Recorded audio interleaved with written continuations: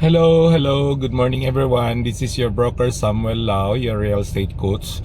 So this morning atong video vlog is all about kani-ganig mga enterprising brothers sisters nato nung gusto mo refer o property for sale because they're helping their friends, they're helping their relatives to sell their property.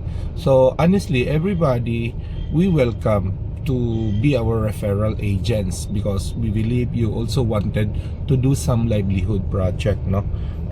May mga pangangailangan ng bawat tao.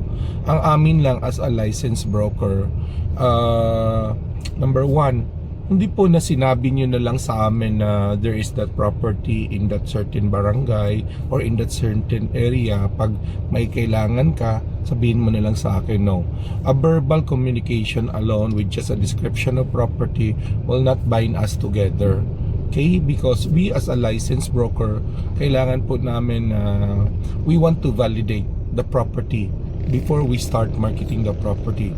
We want to validate the property before we offer that property to our clientele. So very important talaga ang validation.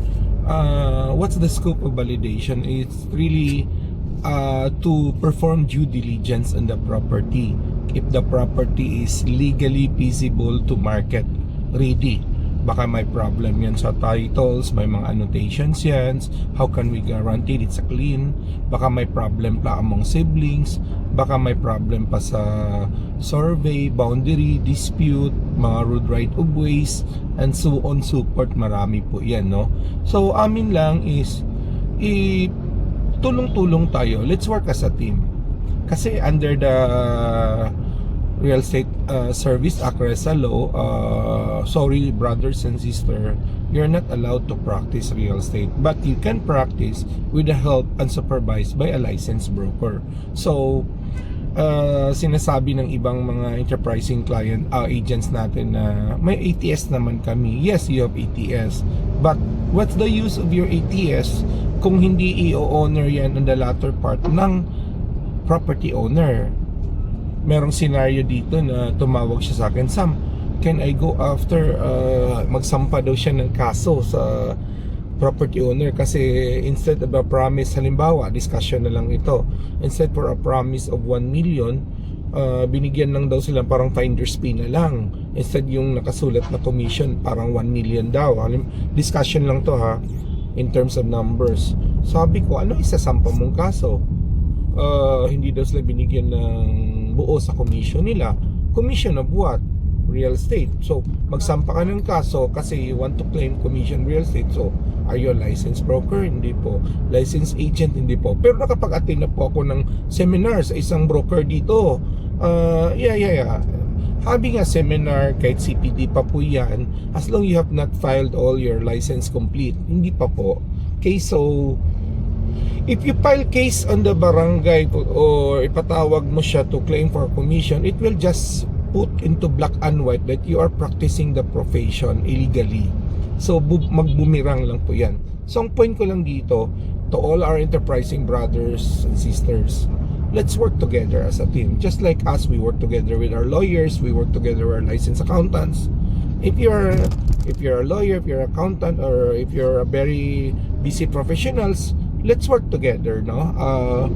With our ATS, kung takot kayo baka masulot yan, well, we have this format ATS na this ATS given to broker Samuel Lau / ganun pangalan nyo. So if you want, you can put your broker name and your name para to protect, because pag tinabla tayo ng commission, it is your broker who have the authority to send billing to collect for the commission. Okay, so hope itong short video ko ito just an information lang sa mga enterprising friends natin na let's work together as a team. Okay, I know you want to have everything. Okay lang yan, you do it on your own, don't involve us. But if you want to deal with us, let's put it in the proper perspective. Let's work as a team para tulungan namin to secure all those paperworks and so we can do due diligence. Mahirap na you want 100%.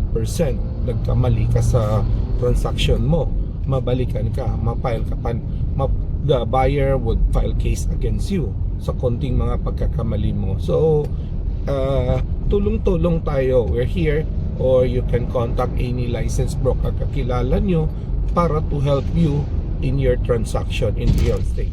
So again po, to wrap up everything, pagbigay po ng verbal communication, it's not enough. Pag message lang po ng messenger, it's not enough. We need to put that in a proper perspective, black and white. Kailangan kasi natin to secure yung mga validated po lahat ng information, documented po lahat, and legally feasible to sell that property. Yun po, no? So, and the most important, we can secure authority to sell, signed by property owner, not just a mere representative na wala pa namang SPA, no? So, marami pong anggulo titignan. So again, this is your broker Samuel Lau. Hope I able to impart some knowledge based on our experience. If you have some questions, you can contact us with our number, mobile number. I'll just post it latter part then or in our email. Okay, so thank you again and good more earnings everyone.